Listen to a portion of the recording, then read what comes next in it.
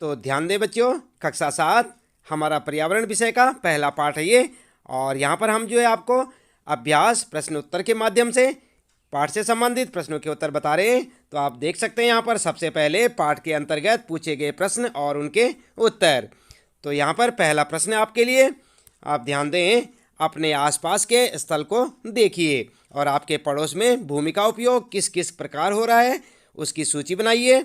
और ये प्रश्न आपको देखने को मिलेगा बच्चों पेज नंबर 3 पर। आप देख सकते हैं पाठ के आंतरिक प्रश्न ये, इसे देखें आप पेज नंबर 3 पर। और इसका उत्तर लिखेंगे आप इस प्रकार से लिखेंगे। उत्तर में लिखेंगे खेती, सड़कें, औद्योगिक क्षेत्र, दुकानें, इंस्टीट्यूट और रेजिडेंटल बिल्डिंग इत्यादि। तो इस प्रकार से आप पहले प्रश्न का उत्तर लिखेंगे। देख रहे हैं ना आप, ये है आपका पहला प्रश्न और उसका उत्तर इस प्रकार से लिख सकते हैं कि इसका उपयोग किस लिए हो रहा है। खेती के लिए हो रहा है, सड़कों के लिए हो रहा है, औद्योगिक क्षेत्र बनाने के लिए, दुकानें, इंस्टीट्यूट और रेजिडेंटल बिल्डिंग इत्यादि के लिए। ठीक है, इसके बाद है दूसरा प्रश्न आपका। और दूसरे प्रश्न में आप देख सकते हैं क्या पूछा है।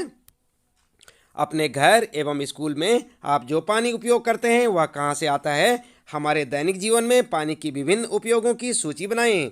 क्या आपने किसी को पानी व्यर्थ करते देखा है। ये प्रश्न मिलेगा बच्चों आपको, ये भी पेज नंबर 3 पर आप देख सकते हैं। अपने पहले पाठ के यहाँ पर पेज नंबर 3 पर देखें। और उत्तर में क्या लिखेंगे आप। उत्तर लिखेंगे हम जो पानी अपने घर एवं स्कूल में उपयोग करते हैं वह दिल्ली जल बोर्ड से आता है। पानी के उपयोग की सूची इस प्रकार से आप बना सकते हैं। तो ध्यान रखें बच्चों, यहाँ पर सारे के सारे बच्चे दिल्ली जल बोर्ड ना लिखें। आप जो है जिस भी राज्य में हैं उस राज्य का जल बोर्ड होगा। जैसे राजस्थान के हैं तो राजस्थान जल बोर्ड लिख सकते हैं, उत्तराखंड है तो उत्तराखंड जल बोर्ड लिख सकते हैं। और आप जो है बिहार के रहने वाले हैं तो आप जो है बिहार जल बोर्ड लिखेंगे। इसी प्रकार से यहाँ पर जो है ध्यान दें आप, खास तौर पर यहाँ पर दिल्ली की जगह अपने अपने राज्य का नाम लिखें, अपने राज्य का नाम लिखें यहाँ पर। और उसके बाद लिखें उसके आगे जल बोर्ड से आता है। पानी का उपयोग की सूची आप बनाएंगे तो कैसे बनाएंगे, यहाँ पर देख सकते हैं आप पॉइंटों के माध्यम से। नंबर 1 यहाँ पर जो है पीने के लिए, धुलाई के लिए, सफाई के लिए, भोजन तैयार करने के लिए, नहाने के लिए। ठीक है, उसके बाद दूसरे नंबर पर लिखेंगे आप सीवर में छोड़ने के लिए। और उसके बाद उत्तर में लिखेंगे आप हाँ, मैंने ऐसे बहुत से लोगों को देखा है जो कि विभिन्न प्रकार से जल को बर्बाद करते हैं। वे जब तक अपने दांतों में ब्रश करते हैं तब तक नल को खुला रखते हैं। मैंने बहुत सी पानी की टंकी भर जाने के बाद पानी छतों से बहता देखा है। प्रत्येक दिन मैंने देखा है कि बहुत से लोग अपनी कार धोते हैं और सड़क को भी, जो उनके घर के सामने की होती है। सड़क के किनारे लगे नल से पानी बहता रहता है लेकिन कोई बंद नहीं करता है। इस प्रकार से आप पानी का दुरुपयोग के बारे में भी लिख सकते हैं और जो है ये भी लिख सकते हैं कि कहाँ कहाँ से पानी आता है। जैसे आप देख रहे हैं यहाँ पर प्रश्न में देख सकते हैं आपके घर स्कूल में जो पानी उपयोग करते हैं कहाँ से आता है। और पानी को जो है इस प्रकार से व्यर्थ करते भी देखा होगा आपने, उसके बारे में भी आप लिख सकते हैं। तो इस प्रकार से आप अपने दूसरे प्रश्न का उत्तर लिखेंगे। और ध्यान दें बच्चों, तीसरे प्रश्न में पूछा है आपको कि स्कूल जाते समय आसमान को देखें। ध्यान दें कि दिन कैसा है, वर्षा हो रही है, आसमान में बादल है, तेज धूप है या कोहरा इत्यादि। और ये प्रश्न भी आपको पेज नंबर 3 पर देखने को मिल सकता है बच्चों, आप वहाँ पर देखें, देख लेना आप यहाँ पर। यह है आपका तीसरा प्रश्न और इसका उत्तर किस प्रकार लिखेंगे। उत्तर लिखेंगे दिन बदली वाला है, यह तो बहुत अच्छा, काले बादल छाकर वर्षा के आने की सूचना देते हैं। अब मौसम ठंडा और आरामदायक है क्योंकि तापमान में गिरावट आई है। ठीक है, तो इस प्रकार से आप अपने तीसरे प्रश्न का उत्तर लिख सकते हैं। ये है आपका तीसरा प्रश्न और उसका उत्तर। इसके बाद बच्चों बात करते हैं यहाँ पर चौथा प्रश्न है आपका, अपने पड़ोस के किसी बुजुर्ग व्यक्ति से बात करें और निम्न जानकारी प्राप्त करें। और क्या क्या जानकारी आपने लेनी है। आपने लेनी है जानकारी नंबर 1, जब वे आपकी उम्र के थे तब उनके आसपास कैसे पेड़ थे। और नंबर 2, दूसरा प्रश्न है उस समय के घर के अंदर खेले जाने वाले खेल कौन कौन से थे और उस समय उनका पसंदीदा फल क्या था। और गर्मी एवं सर्दी का मौसम वे कैसे बिताते थे। प्राप्त जानकारी को दीवार या बुलेटिन बोर्ड पर प्रदर्शित करें।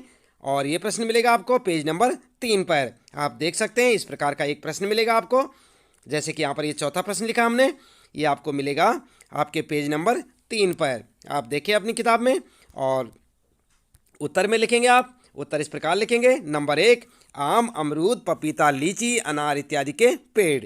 और नंबर 2 के उत्तर में लिखेंगे लूडो, शतरंज और कैरम बोर्ड, उनको ये खेल पसंद थे। नंबर 3 में लिखेंगे गर्मियों के समय वे केले के पेड़ों की घनी छाया में बैठते थे।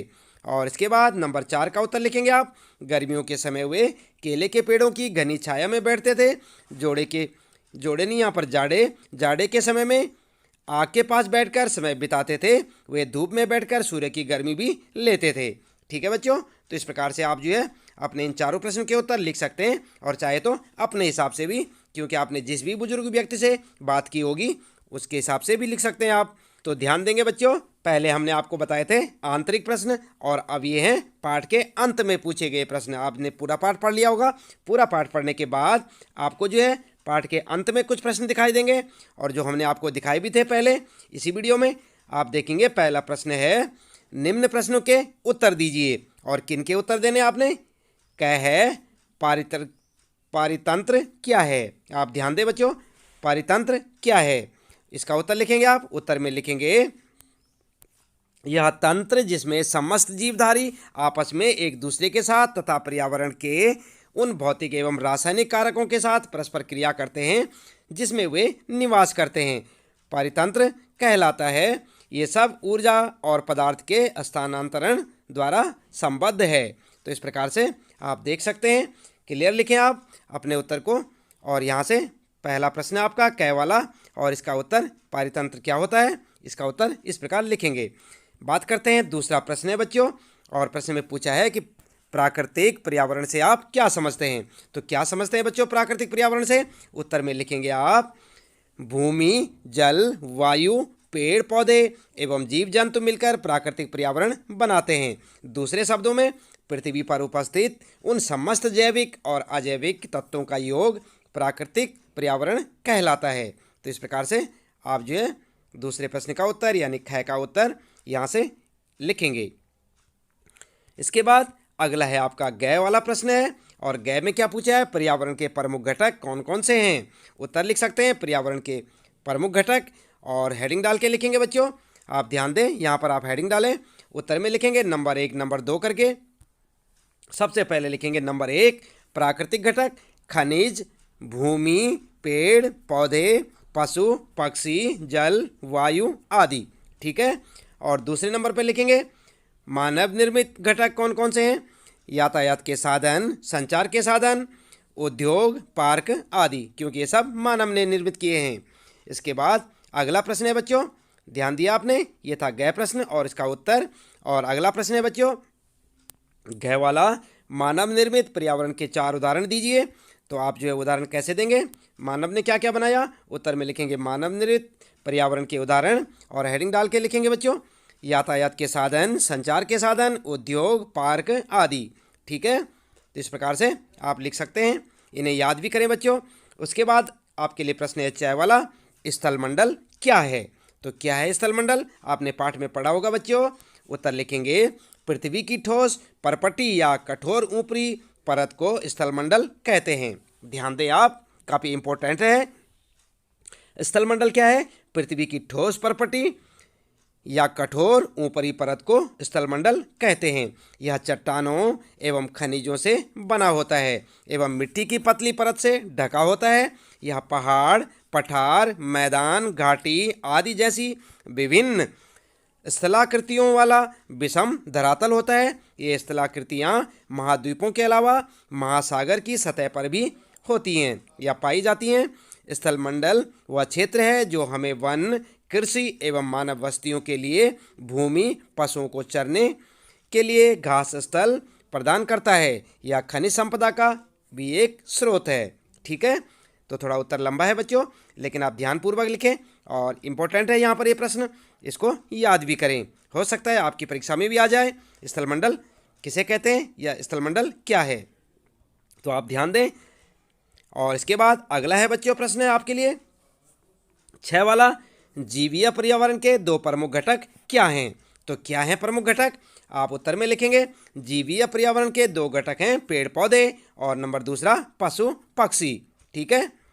और इसके बाद अगला है आपके लिए प्रश्न, जैव मंडल क्या है? और काफ़ी इम्पोर्टेंट है ये बच्चों, ये प्रश्न आपके लिए भी काफ़ी इम्पोर्टेंट है, तो ध्यान दें आप। उत्तर में लिखेंगे, पादप एवं जीव जंतु मिलकर सजीव संसार का निर्माण करते हैं जिसे जीव मंडल कहते हैं। यह पृथ्वी का वह संकीर्ण क्षेत्र है जहाँ स्थल, जल एवं वायु मिलकर जीवन को संभव बनाते हैं। तो ध्यान दें बच्चों, जैसे मैंने आपको बताया कि बहुत इंपॉर्टेंट है ये क्वेश्चन आपके लिए, आप जो है इसको याद रखें कि जीव मंडल क्या है, और इस प्रकार उत्तर लिखेंगे। आगे बात करते हैं बच्चों, दूसरा प्रश्न है सही। देख रहे हैं ना आप, यहाँ पर उत्तर चिन्हित कीजिए। तो यहाँ पर सही उत्तर में आपने सही का चिन्ह लगाना है, और यहाँ पर देख सकते हैं आप कै वाला है सबसे पहले, इनमें से कौन सा प्राकृतिक पारितंत्र नहीं है? तो यहाँ पर ऑप्शन दिए हुए हैं आपके लिए, और सही ऑप्शन को आपने चुनना है, मरुस्थल, ताल या वन। उत्तर में लिखेंगे आप ताल, ठीक है।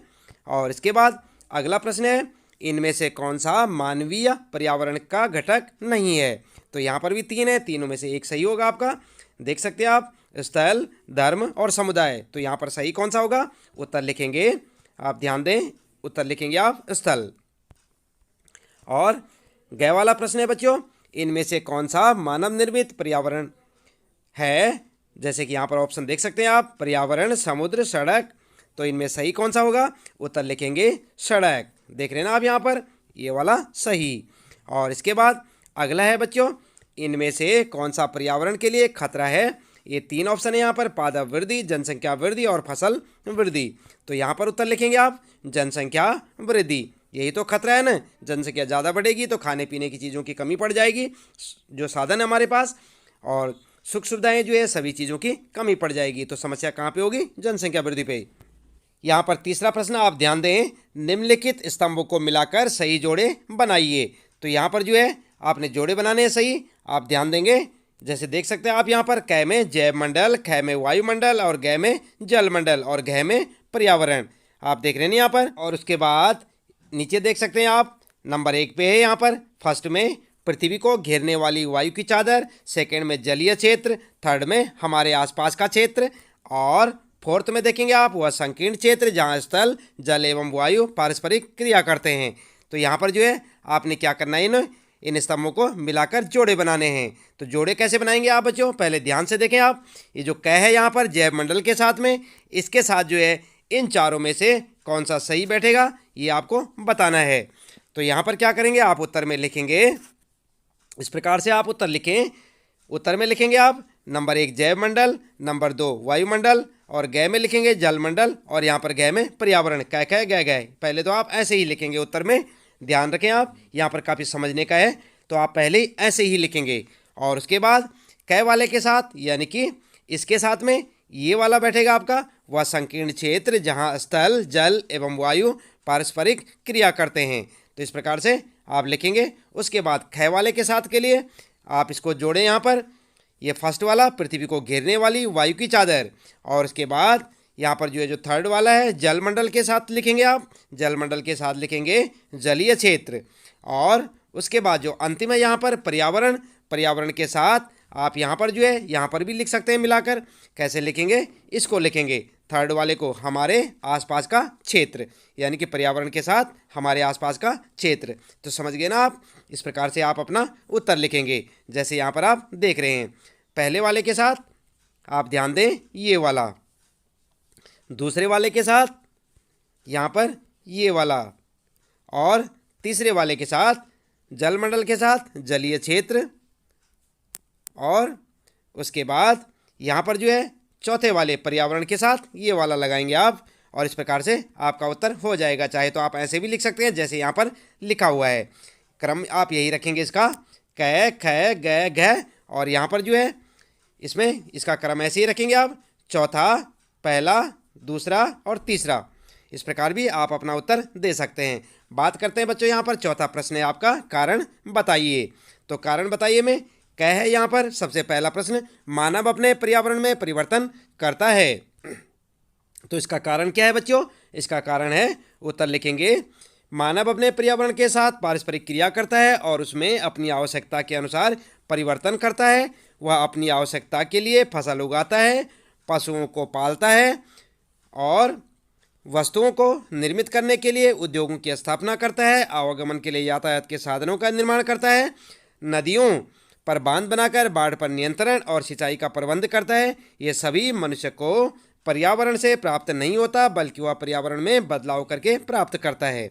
तो ठीक है, पहला प्रश्न है यहाँ पर आपका, कारण बताइए में कैग में कि मानव अपने पर्यावरण में परिवर्तन करता है, इसका कारण क्या है? उत्तर में आप ये लिखेंगे, इसका कारण ये है, जैसे कि यहाँ पर आप देख सकते हैं, ये वाला लिखेंगे।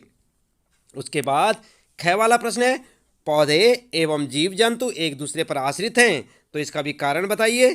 कारण बताना आपने, तो कारण क्या है? तो कारण क्या है में उत्तर लिखेंगे आप। उत्तर लिखेंगे, सभी पेड़ पौधे, जीव जंतु और मानव अपने आसपास के पर्यावरण पर आश्रित होते हैं, प्रायः वे एक दूसरे पर भी आश्रित हैं। जीवधारियों को आपसी एवं अपने आसपास के वातावरण के बीच का संबंधी पारितंत्र का निर्माण करता है। अधिक वर्षा वाले वन, घास स्थल, रेगिस्तान, पर्वत, झील, नदी, महासागर एवं छोटे से ताल का भी एक पारितंत्र हो सकता है। तो इस प्रकार से आप दूसरे के साथ कारण उसका ये लिखेंगे, ठीक है। और इसके बाद बच्चों यहाँ पर जो है 5वां प्रश्न आपके लिए, क्रियाकलाप में यानी एक्टिविटीज में, ये एक आदर्श पर्यावरण की कल्पना कीजिए जिसमें आप रहना चाहेंगे। अपने इस आदर्श पर्यावरण का चित्र बनाइए, ठीक है। तो आपने यहाँ पर जो है अपने हिसाब से एक आदर्श पर्यावरण का जिसमें आप रहना चाहेंगे, वहाँ पर किस तरह का माहौल होगा उसका एक चित्र बनाना है। और उसके लिए बच्चों आप इस प्रकार से एक चित्र बना सकते हैं, जैसे कि आप यहाँ पर देख सकते हैं। आप जो है इस प्रकार का एक चित्र बना सकते हैं और उसमें दिखा सकते हैं कि आपके आसपास का वातावरण कैसे होगा, ठीक है। तो यहाँ पर जो है इसी प्रश्न के साथ में आपके इस पाठ से संबंधित प्रश्नों के उत्तर यहाँ पर समाप्त होते हैं। तो इसी प्रकार लगातार देखते रहे वीडियो और जुड़े रहे हमारे साथ। चैनल को यदि आपने सब्सक्राइब नहीं किया तो चैनल को सब्सक्राइब करना ना भूलें। चैनल को सब्सक्राइब अवश्य कर दें और बेल आइकन भी दबा दें ताकि आपको आने वाली प्रत्येक वीडियो की नोटिफिकेशन मिलती रहे। तो बच्चों आज के लिए इतना ही काफ़ी है, मिलते हैं फिर अगली वीडियो में। आपका दिन शुभ हो।